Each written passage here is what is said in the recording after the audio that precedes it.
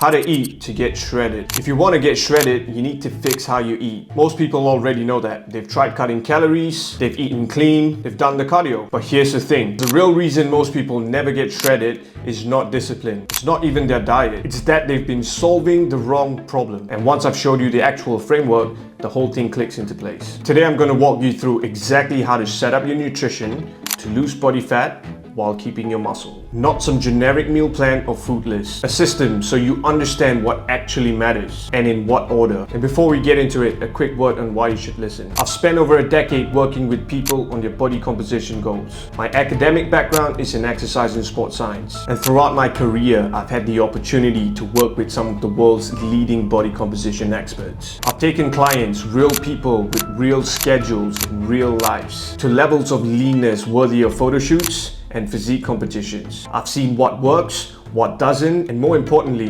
why. Telling you this not to flex, but because there's a lot of noise out there. A lot of people selling shortcuts. What I'm giving you today is not a shortcut. It's a framework that actually produces results, built from both the science and a decade of real-world application. Most fat loss advice is not built around results. It's built around marketing. The basics don't make money, so they're hiding behind flashy strategies, supplement stacks, and secret superfoods designed to sell you a solution instead of helping you build a foundation that actually creates lasting change. So we're gonna go from the ground up. By the end of this video, you'll have the blueprint to get you shredded. This is not a list of hacks. It's a 10-part progression. Each part removes a layer of confusion. You'll understand fat loss at a level most people never reach. Stick with it if you're serious about getting shredded. Part 1. The mindset that makes or breaks your diet. Before we touch a single number, we need to talk about something most fitness content completely skips. Mindset. I know that sounds soft, but I've watched people with perfect macro targets fail over and over again. Not because their numbers were wrong, because their relationship with the process was broken. So bear with me here, because this might be the most practical, useful part of the video. The accuracy, flexibility, consistency, triangle. When it comes to dieting, these three components are always in tension. The more obsessively accurate you are, weighing every gram, hitting every macro to the decimal, the less flexible you are. The less flexible you are, the harder it is to maintain consistency over weeks and months. And consistency is the only thing that actually moves the needle long term. Research backs this up. Studies on dietary restraint show that flexible restraint is associated with people who lose weight, keep it off, and stay sane doing it. Rigid restraint is associated with the exact opposite, the cycle of strict dieting followed by total collapse, the all or nothing trap. This is where most people fail.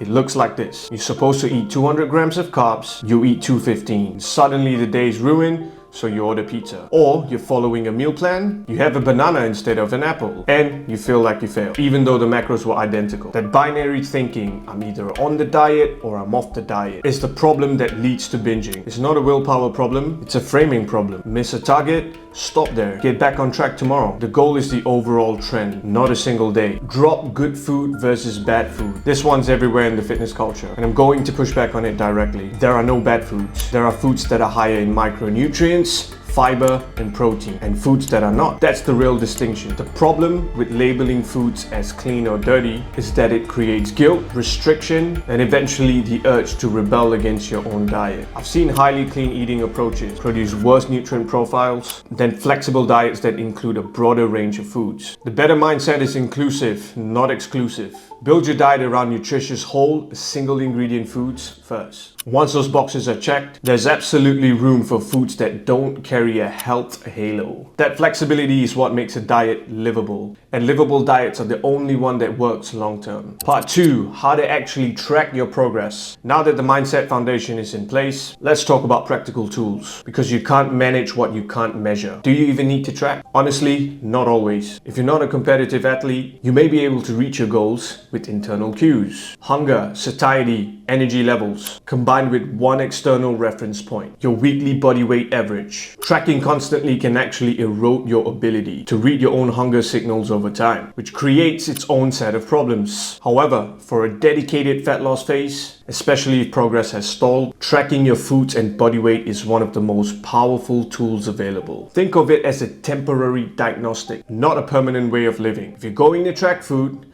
do it properly. You'll need a digital food scale, not a measuring cup. Also, weigh foods before cooking when possible, since water content changes significantly during cooking. For logging, foods like MyFitnessPal or similar food databases make this straightforward. Just be aware that user-submitted entries can contain errors. Anything you eat on a regular is worth cross-referencing against a government nutrition database to make sure the numbers are right. And to make this as easy as possible, I've put together a free tracking sheet you can download in the description below. It's simple, it's clean, and it does all the averaging for you. Your daily weigh-ins, your weekly averages, your calorie targets, all in one. Go grab it now and have it ready before we start. So how do you track body weight the right way? This matters more than most people think. Body weight fluctuates 1 to 2% on any given day, based on water retention, sodium intake, stress, hormones, and how much food is sitting in your gut. If you weigh yourself once a week under different conditions, the number is nearly meaningless. The correct approach is to weigh yourself every morning, first thing after using the bathroom, before eating or drinking, in the same conditions every day. Then calculate a weekly average from at least 3 of those weigh-ins. That weekly average smooths out all the daily noise and gives you a reliable number to compare week after week, as opposed to reacting to every single weigh-in compared to the 3-week averages before making any changes. That's when you're seeing the real trend, not the noise. This tracking sheet in the description handles all of this automatically. So part 3, the only thing that actually drives fat loss. With the mindset and tracking foundations in place, now we get into the numbers. Energy balance, calories in versus calories out, before macros, before meal timing, before any of that.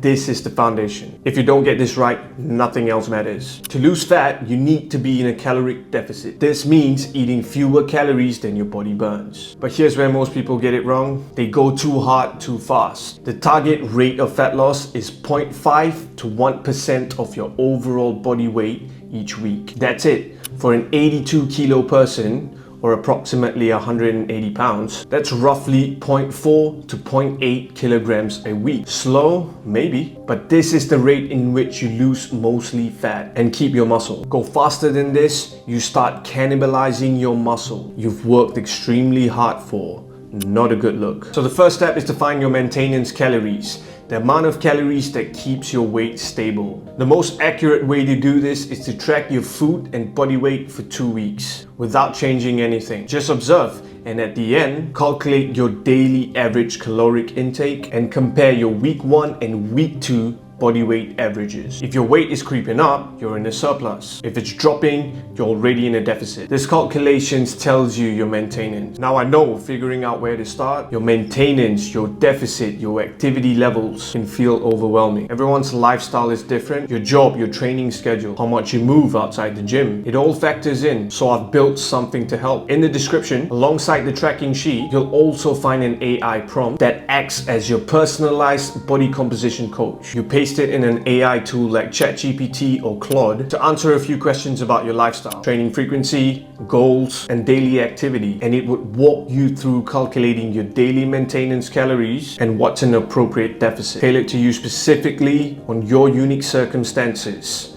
Not some generic formula. It's not a replacement for professional guidance, but it's smart. Customized starting point that takes the guesswork of where to start. Now, a word on meal plans, because it comes up constantly. I'm not a registered dietitian, and even if I were, I wouldn't write a strict meal plan. Here's why. Meal plans get treated in a binary way. You're either on it or off it. The moment you swap an apple for a banana, or you eat out on Friday, you feel like you failed, and that all or nothing thinking is exactly what I've just said kills long-term progress. Meal plans don't teach you anything. They don't survive real life. And strict adherence to a short list of allowed foods can actually leave you more nutritionally deficient than a flexible approach with broader food variety. And here's what I'd recommend. Use the AI prompt in the description to build yourself a personalized starting point. Your calories, your macros, and if you want, a flexible meal structure that fits your food preferences and schedule. Then take that to a registered dietitian or qualified food professional who can review it, refine it, and make sure it's right for your individual health picture. The framework I'm giving you today is built on solid science, but your health is yours. And the last thing I want is for anyone to compromise it by following rigid numbers without proper professional oversight. Use the tool, get the guidance, do it properly. Subtract roughly 500 calories to lose approximately a pound or half a kilogram a week. Simple starting point, and remember, you'll adjust based on how your weekly averages move over the following 2 to 3 weeks. Side note, you lose significantly more weight in the beginning as your body burns stored carbohydrates, glycogen, which releases a large amount of attached water, causing a rapid amount of water weight loss before steady fat loss begins. Fun fact, coaches in the industry use this sneaky low-carb diet trick to create an emotional buy-in from clients in the beginning. Part 4. Should you even be cutting right now? Before we go further,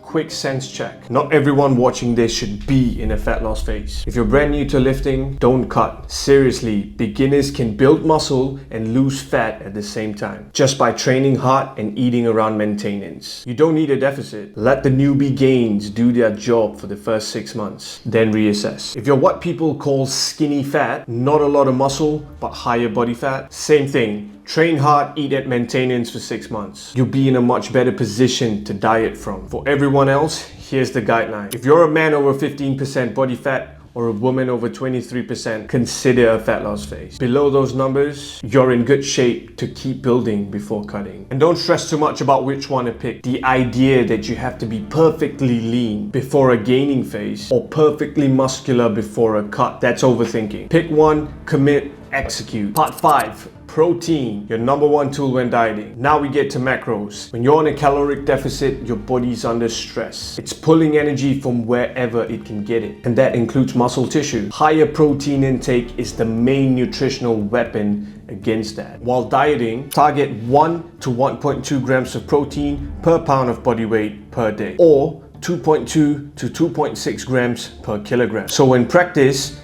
an 82 kilo person, roughly 180 pounds, should be eating somewhere between 180 to 216 grams of protein per day. Yes, that's higher than you would need in a surplus. That's intentional. When calories are restricted, the body actually uses more protein for energy, so your requirements go up. One more thing, protein is also the most satiating macronutrient. High protein diets reduce hunger, which makes the diet easier to stick to, and that matters more than people give credit for. Part 6. Carbohydrates and fats. How to split the rest. Once protein is set, the remaining calories get split into carbs and fats. Here's the hierarchy. Protect carbs as much as possible. Why? Because lifting weights is the number one thing that keeps muscle on your body while you diet. And lifting weights runs on carbohydrates. If carbs drop too low, your training suffers. If your training suffers, you lose muscle. That defeats the whole purpose. So while cutting, set fat to 15 to 25% of total calories and let the rest go to carbs. For example, a 180 pound man, 82 kgs, eating 2,500 calories while cutting might look like this. Protein, 200 grams, which is approximately 800 calories. Fat, 20% of 2,500 equals 500 calories.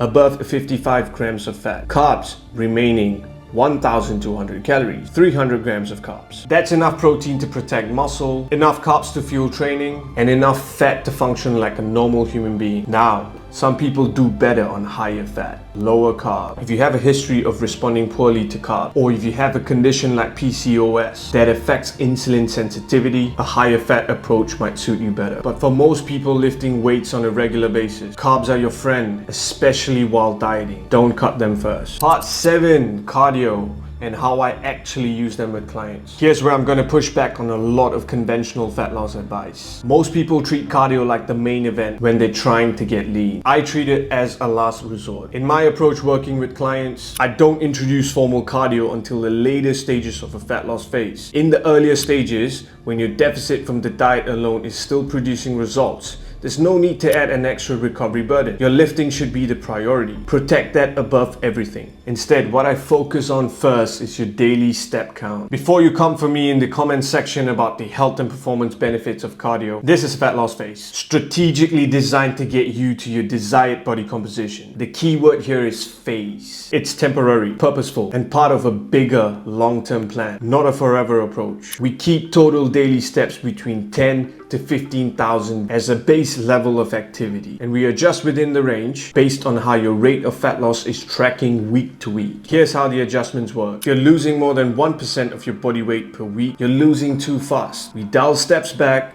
toward the lower end range to slow things down and protect muscle. If you're losing less than 0.5% of your body weight per week, progress is too slow. We gradually increase steps towards the higher end of the range before touching anything else. This approach keeps things simple, sustainable, and easy to adjust. Steps are low impact and they don't interfere with your training and give you a meaningful lever to pull without the recovery cost of formal cardio sessions. Only once you've exhausted that range and the diet itself has been dialed in do we start layering in structured cardio sessions if it's genuinely needed. And even then, the same rules apply. Low impact, manageable volume, and never at the expense of lifting. The diet drives fat loss, training preserves muscle. Steps in cardio are just fine-tuning to adjust the energy balance equation. Part 8. How to make adjustments when progress stops. So, you've set your calories, your macros, your steps, and things are moving, but at some point, they might stop. Progress stalls, the scale plateaus. What do? This is where most people panic and make changes that are too big and too fast. Let's talk about the right way to handle it. First, give it time before you react. Before making any adjustments, make sure you actually have a stall. Compare 2 or 3 weeks of body weight averages, not a single week's number. Daily fluctuations from water, stress, hormones, sodium can easily mask real progress.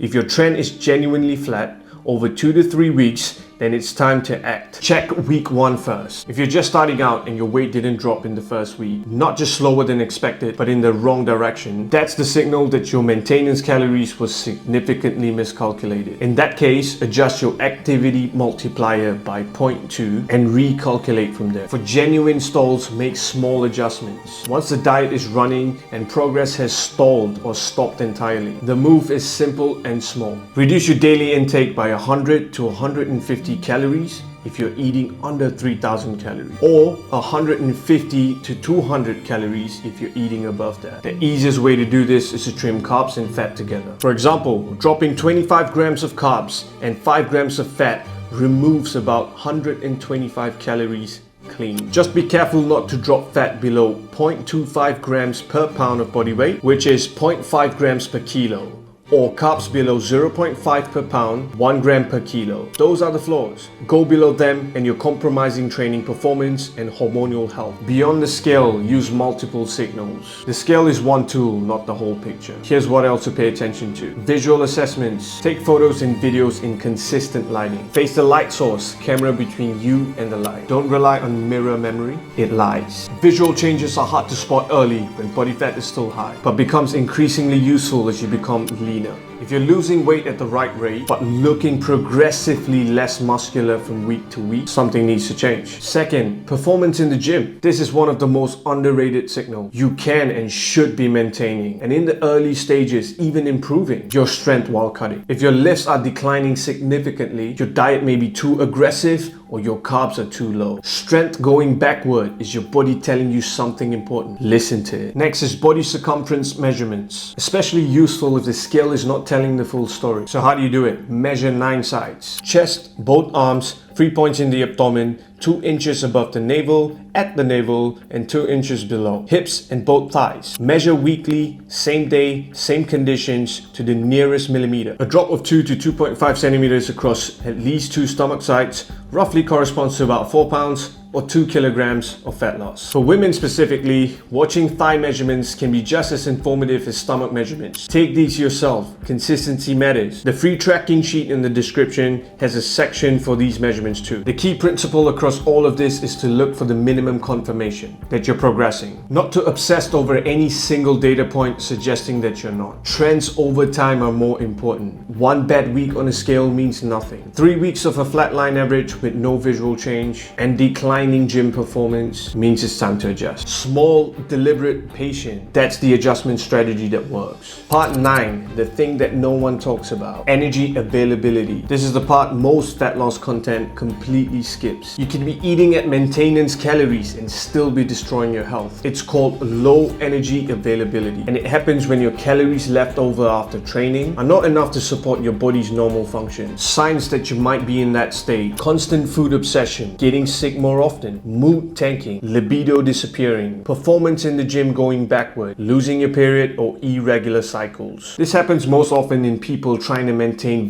very low body fat levels for long periods of time. Physique competitors, weight class athletes, and people who diet too aggressively for too long. The fix is simply to eat more, specifically to increase calories and allow your body fat to return to the level it can sustain without these symptoms. Here's a rough target to stay above: 30 calories per kilogram of lean body mass per day for women, 25 calories per kilogram for men. But honestly, the symptoms matter more than the maths. If you're seeing these signs, your body's telling you something. Don't chase leanness to the point your body can healthily sustain. Part 10, don't forget the basics. Micronutrients and water. Two quick ones that get avoided during cut. Micronutrients. When you're eating less food, you're also getting fewer vitamins and minerals. The 5 most common deficiencies in dieting athletes are vitamin D, calcium, zinc, magnesium, and iron. These are not just health issues. Zinc deficiency alone can tank your metabolism significantly. Iron deficiency can noticeably reduce your strength. The fix: don't eliminate food groups. Eat lean red meats for iron and zinc, keep some dairy for calcium, and get outside for vitamin D. And aim for at least 1 serving of fruit and 1 serving of vegetables for every 500 calories you're eating per day while cutting. This relates to the inclusive mindset from earlier on. Variety is protection against deficiencies. Hydration. A 3% drop in body weight from fluid loss can reduce your strength. This is easy to ignore but easy to fix. Simple starting point: drink 2/3 of your body weight in pounds as fluid ounces per day. So if you weigh 180 pounds, aim for 120 fluid ounces. In metric,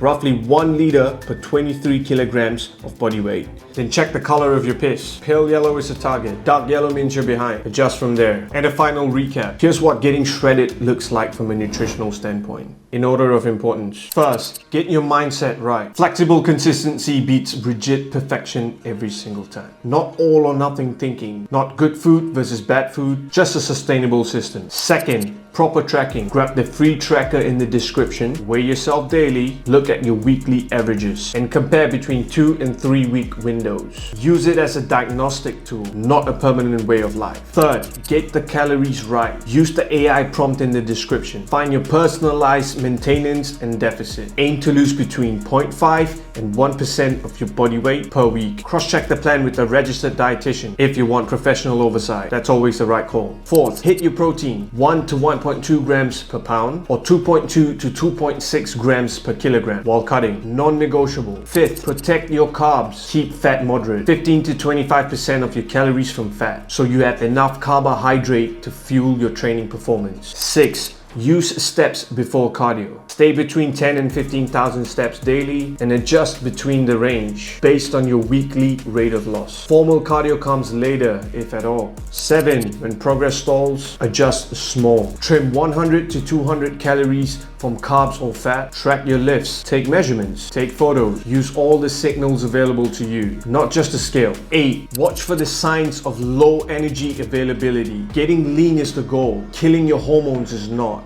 9. Cover your micronutrients and stay hydrated. Simple, but it compounds. And lastly, everything you need is in the description below. Tracking sheet and the AI coaching prompt. Download them now and start working on them. And if anything's unclear, drop the questions in the comments. If you found value in this, please subscribe and see you in the next one. Thank you.